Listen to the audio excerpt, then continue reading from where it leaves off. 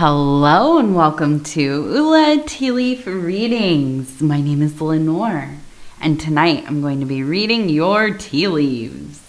This is a horoscope for Capricorn. If Capricorn is your solar, lunar, ascendant / rising sign, then this is a message for you.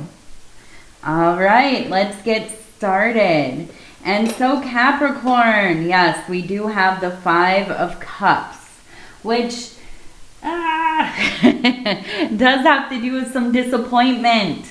But do not worry. When we have these cards that can kind of feel like overtly negative, we have to keep in mind this could be something from the past.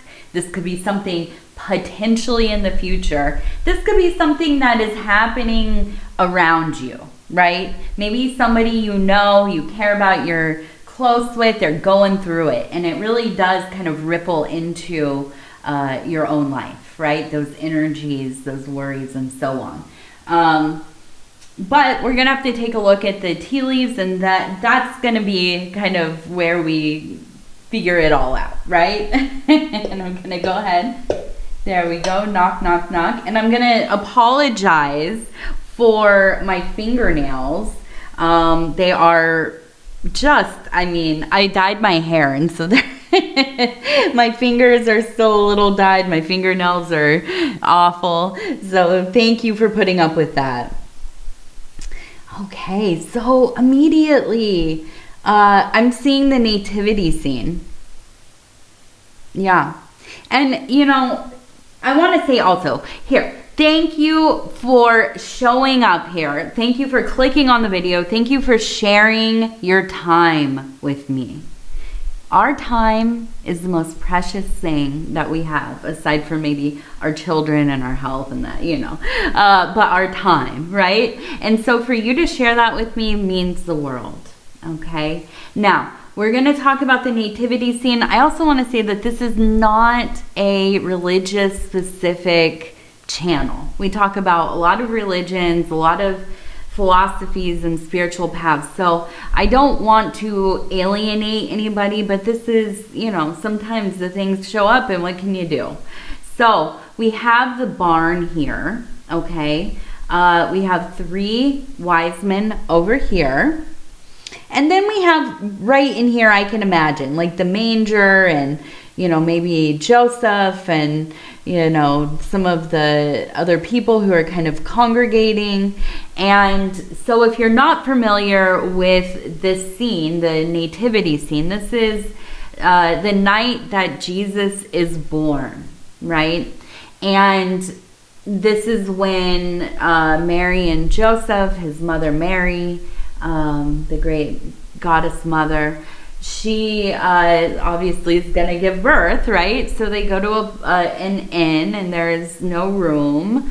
So they have to go out into the barn and make a little bed out there. And so then he is born in these very kind of humble circumstances. And because of his arrival, right, these 3 magi show up. And what is a magi? Right? Kind of like a really cool wizard. Not exactly, right? It could be. They could have been practitioners of magic, astrology, divination, but also, and more importantly, the high sciences, right? These were often people that were from the Middle East or traveled to the Middle East to study, right? And, we might not be as aware of this, but back in the day, people did. They went on long pilgrimages across, Turkey and further into the Middle East and all the way over to India, right? And they would study, they would meet all kinds of spiritual leaders, and there were schools for sciences and medicine and all kinds of stuff. So, looking at this, it really, it's timely, of course, right? We're coming right up on Christmas. Now, if you celebrate or not, it's neither here nor there. But what I do feel like is there is a sense of magic in your life right now, right? I feel like where things have been disappointing, And there's maybe been, you know, some turbulence and maybe some stress and unknowing and having to really find it within yourself to just believe things are going to work out, right? I feel like you are coming out on the other side of that, and you are getting into this place where it is kind of a spiritual rebirth. There is a beginning. A new beginning. And I do feel like the universe is really showing up for you. And I would not be surprised if you encounter at least 3 magical practitioners, spiritual people, religious people, 3 separate people, okay, that maybe they are very devoted to their particular path. Maybe you meet them in a spiritual community. Maybe you meet them out in the wild, you know, which is always interesting, right? When you meet somebody in a random place that happens to be partaking in some kind of spiritual, magical, occult, or religious path. So I do feel like the universe is going to kind of put these people in your way there. Not in a negative, not in your way, like blocking you. No, but your paths will align, okay? And so I do feel... I feel like sometimes it must be a struggle for you. I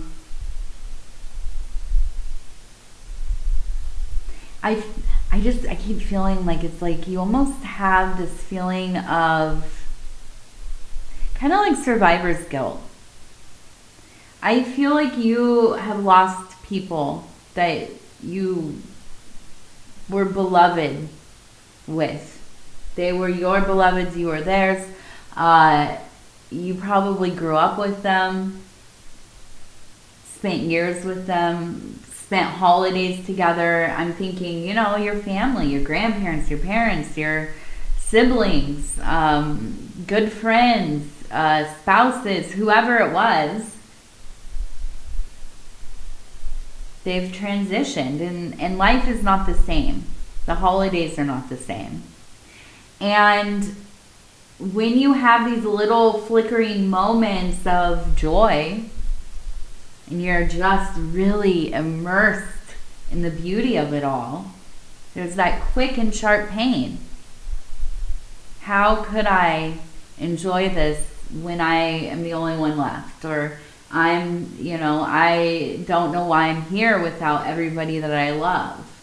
You know, these kinds of thoughts. And now this might be kind of that black and white thinking where it's like, yeah, you still have family and you still have things going on and you still have a pretty good and beautiful life. But, you know, when we feel terribly about something, of course, it's like all bad, right? Like everything is just, how could I ever go on? You know, and I find myself in this kind of mood more often than I'd like to admit. But I think that the work here, it really is about letting yourself be. It's about not over intellectualizing, trying to, rationalize or work out why things happen the way that they do. It's out of our control. But you're here. You are here. And you deserve to have a little bit of peace, a little bit of joy, a little bit of ease, a little bit of, feeling good and nostalgic and but also present and creating new memories. And so I feel like all of this is it's coming together to really remind you, don't miss out. Don't miss out on what's going on because you're living in something that it's kind of like, Plato's allegory of the cave, right? And it's not exactly the same, but yeah, there's like all these people sitting in the cave watching shadows move on the walls, right? Because there's a fire burning behind them and they're doing the little puppet things or whatever. And they think that's reality because that's what they know. That's what they've been told.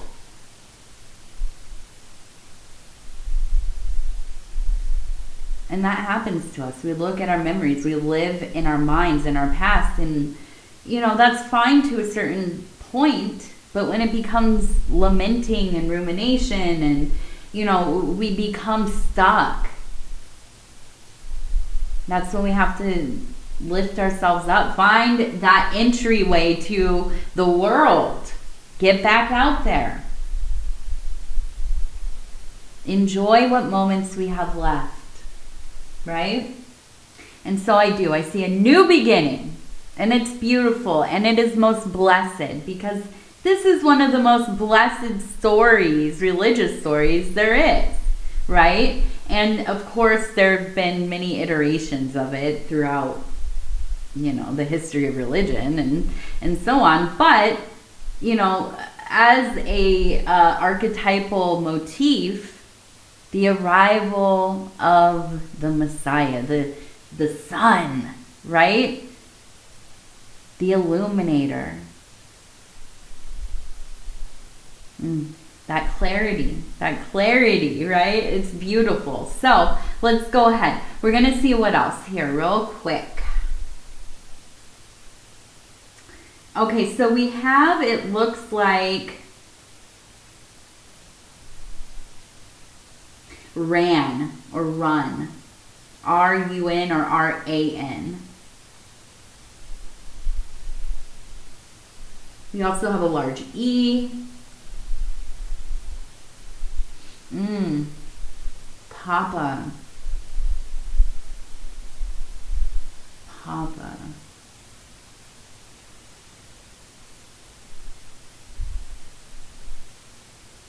So I feel like, look at that turkey up there. It looks, look at that beautiful turkey. Oh my goodness. So we have the turkey. We have kind of a farm scene. We have a person standing here feeding. I looked at this and I imagined it looks like a little lake to me or a pond or whatever. Other birds walking around. We have flowers growing over here. And really this kind of almost like a pulling back to a simpler time, right? This kind of thought that we have about the world. Oh, it's so much simpler. Maybe it was, maybe it wasn't. I don't know. I barely remember. But it seems like maybe a little less, but, or maybe it's a little less complicated. But, you know, I feel like really I almost wonder if you are one of the first generations to live in like a city area. I kind of have this idea in my head, and it feels like it was a lot of heartache having to kind of tear yourself away from the lifestyle that you grew up in, but you knew that you wanted to see the world. You knew that you wanted to try something different. But I also think that there are a lot of times where you just have this urge to go back, right? To go back to how it used to be, how it was when you were a kid.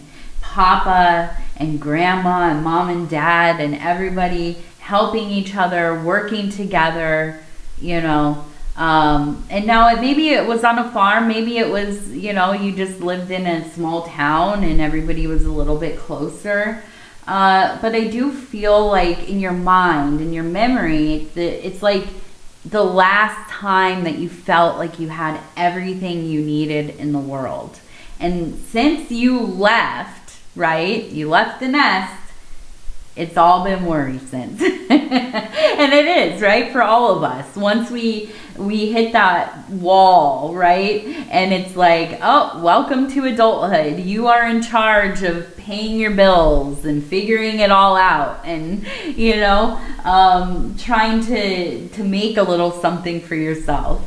And so I think there's really, it feels to me like there is a lot of this missing the safety of a close family, of a family that works closely together, has kind of a common goal.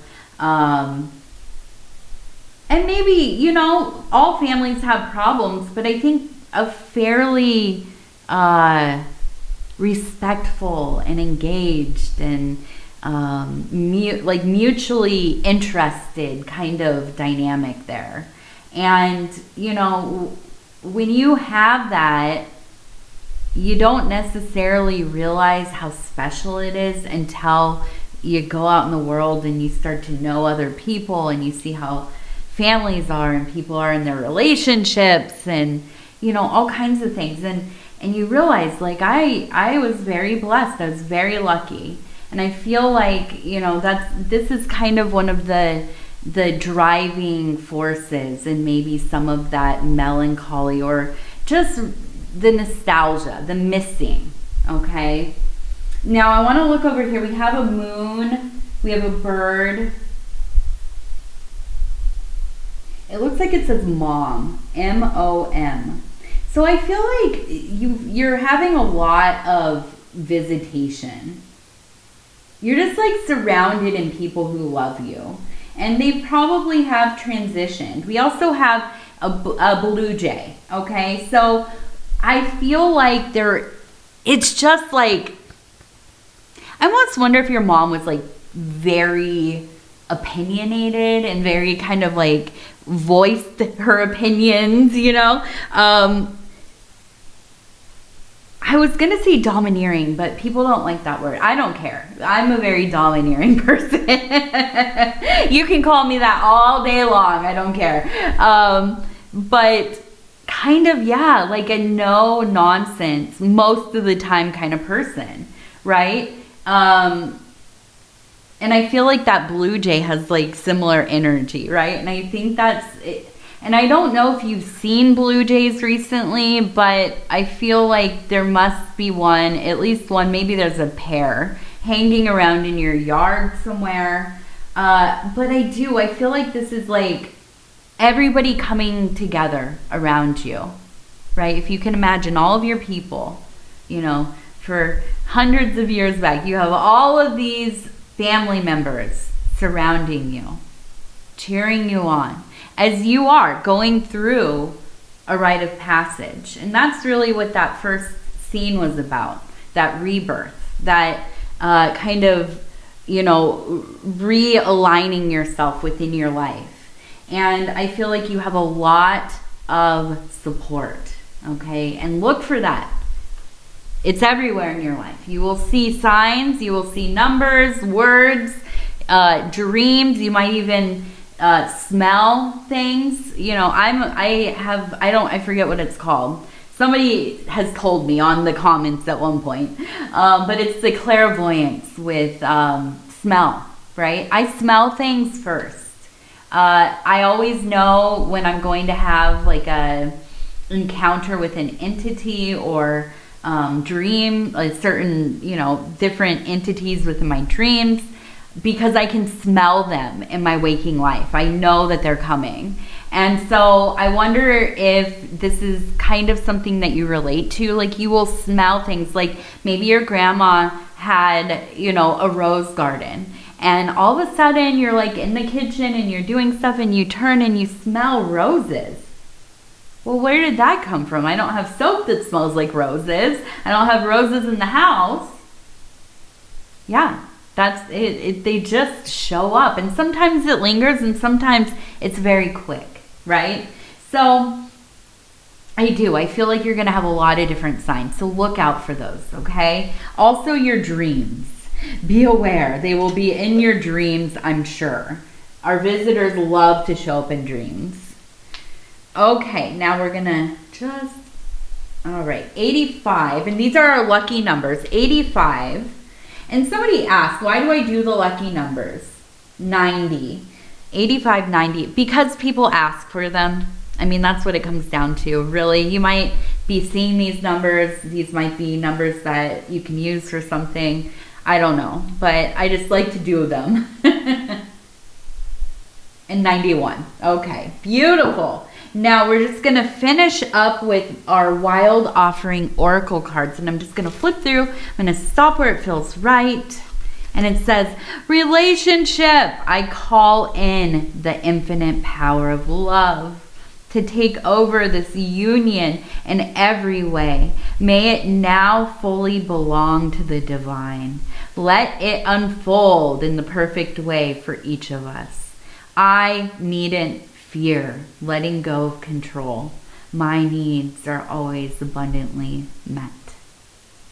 Yes. This is so powerful. This is one that I need to remind myself. I always find myself in trouble when I'm trying to make things happen the way that I want them to. When I'm not considering everybody else. This is what I want. This is what we're going to do. This is how it's happening, you know? And then I find myself just completely displeased with life, right? And it does. I just get into this role of like trying to control things and I can't. Also, why should I? You know? And so I do. Handing it over to the divine. I love that. I'm gonna remember that next time I'm feeling all twisted up. All right, Capricorn, I'm gonna tell you I love you because I do. Thank you for spending this time with me. If you haven't subscribed, think about doing that. It is free. Also, if you want to like or leave a comment, I would love to hear from you. And yeah, liking the video. And yeah, that's it. All right. I love you. Take care of yourself. We'll talk real soon. Good night, good night, good night.